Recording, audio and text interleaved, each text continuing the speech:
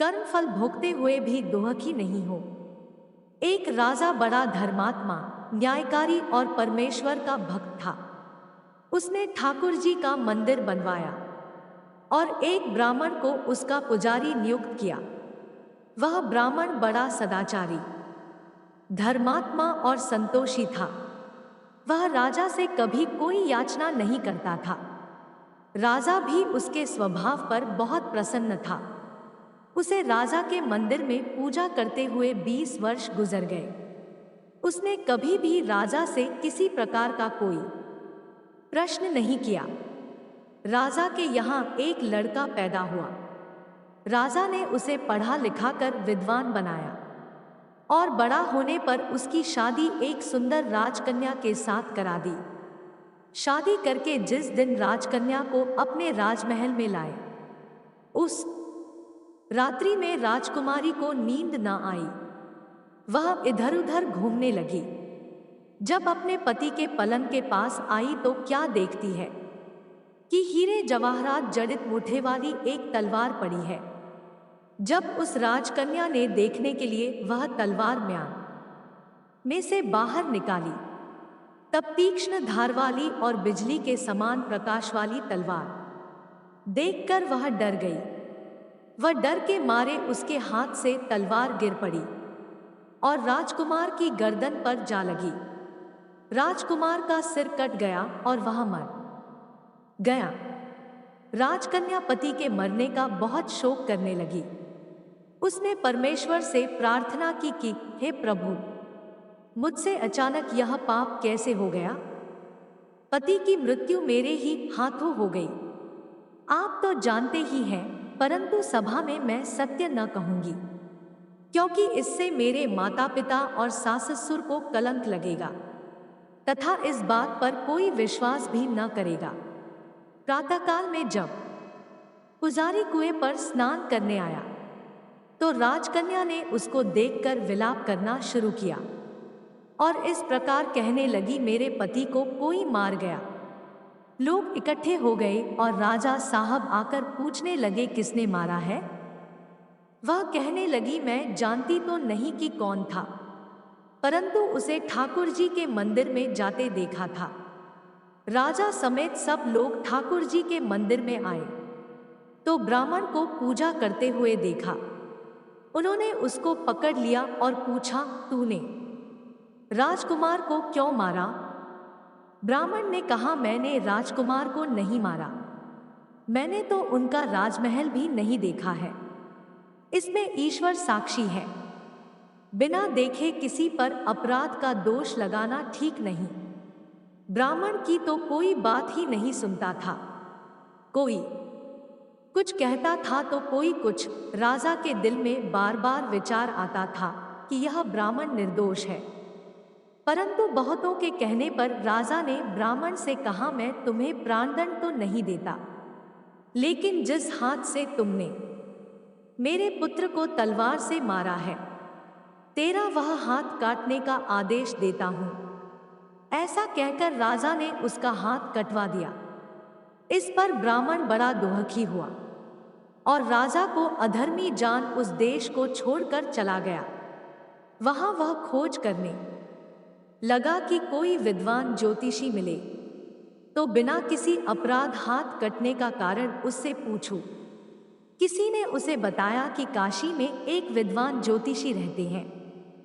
तब वह उनके घर पर पहुंचा।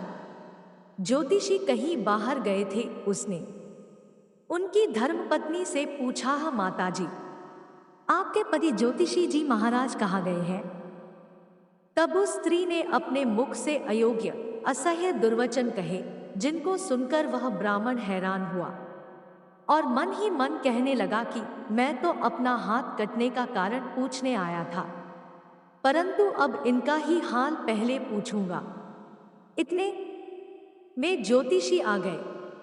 घर में प्रवेश करते ही ब्राह्मणी ने अनेक दुर्वचन कहकर उनका तिरस्कार किया, परंतु ज्योतिषी जी चुप रहे और अपनी स्त्री को कुछ भी नहीं कहा। तदनंतर वे अपनी गद्दी पर आ बैठे। ब्राह्मण कोड़ो देखकर ज्योतिषी ने उनसे कहा, कहिए ब्राह्मण देवता, कैसे आना हुआ? आया तो था अपने बारे में पूछने के लिए, परंतु पहले आप अपना हाल बताइए कि आपकी पत्नी अपनी जुबान से आपका इतना तिरस्कार क्यों करती है, जो किसी से भी नहीं सहा जाता, और आप सहन कर लेते हैं। इसका कारण है, यह मेरी स्त्री नहीं, मेरा कर्म है।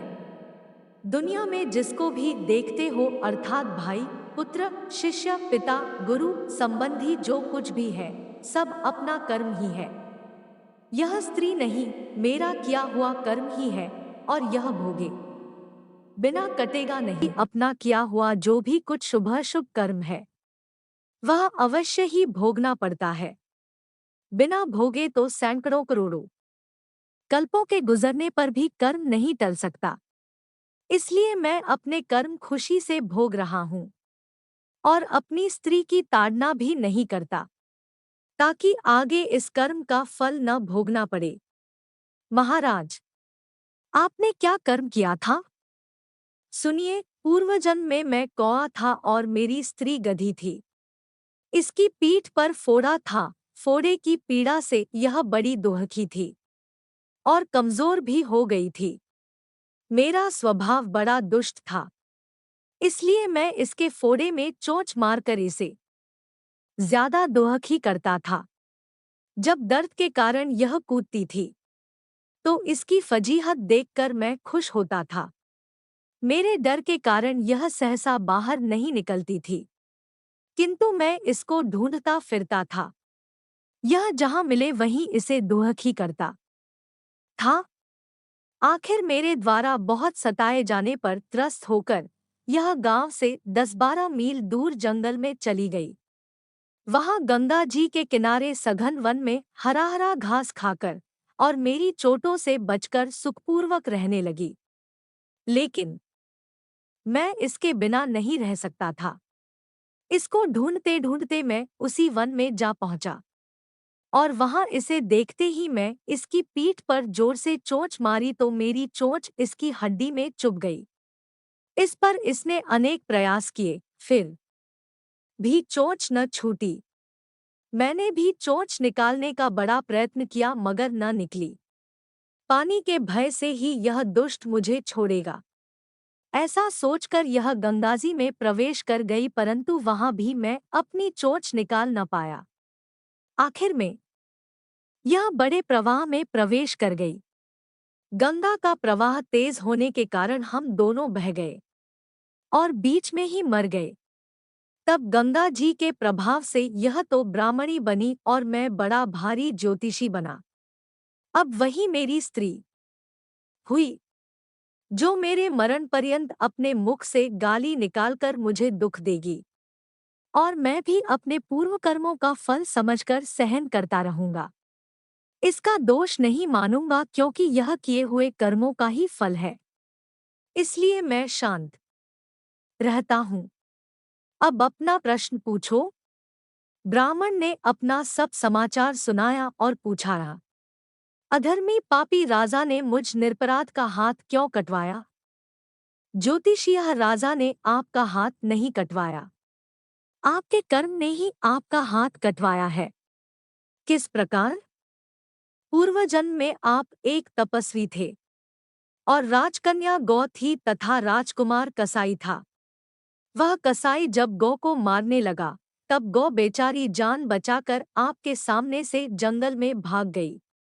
पीछे से कसाई आया और आपसे पूछा कि इधर कोई गाय तो नहीं गया है? आपने प्रण कर रखा था कि झूठ नहीं बोलूंगा। आता जिस तरफ गौ गई थी, उस तरफ आपने हाथ से इशारा किया तो उस कसाई ने जाकर गौ को मार डाला। गंगा के किनारे वह उसकी चमड़ी निकाल रहा था, इतने में ही उस जंगल से शेर आया और गौ एवं कसाई दोनों को खाकर गंगाजी के किनारे ही उनकी हड्डियां उसमें बह गई। गंगाजी के प्रताप से कसाई को राजकुमार और गौ को राजकन्या का जन्म मिला, एवं पूर्वजन्म के किए हुए उस कर्म ने एक रात्रि के लिए उन दोनों को इकट्ठा किया। क्योंकि कसाई ने गौ को हंसिए से मारा था, इसी कारण राजकन्या के हाथों अनायास ही तलवार गिरने से राजकुमार का सिर कट गया और वह मर गया। इस तरह अपना फल देकर कर्म निवृत्त हो गया। तुमने जो हाथ का इशारा रूप कर्म किया था, उस पापकर्म ने तुम्हारा हाथ कटवा दिया है। इसमें तुम्हारा ही दोष है, किसी अन्य का नहीं। ऐसा निश्चय कर सुखपूर्वक रहो। कर्मफल का भोग टलता नहीं। कितना सहज है ज्ञान संयुक्त जीवन। यदि हम इस कर्म सिद्धांत को मान ले और जान ले, तो पूर्वकृत घोर से घोर कर्म का फल भोगते हुए भी हम दुखी नहीं होंगे, बल्कि अपने चित्त की समता बनाए रखने में सफल होंगे। भगवान श्री कृष्ण इस समत्व के अभ्यास को ही समत योग संबोधित करते हैं, जिसमें दृढ़ स्थिति प्राप्त होने पर मनुष्य कर्म बंधन से मुक्त हो जाता है।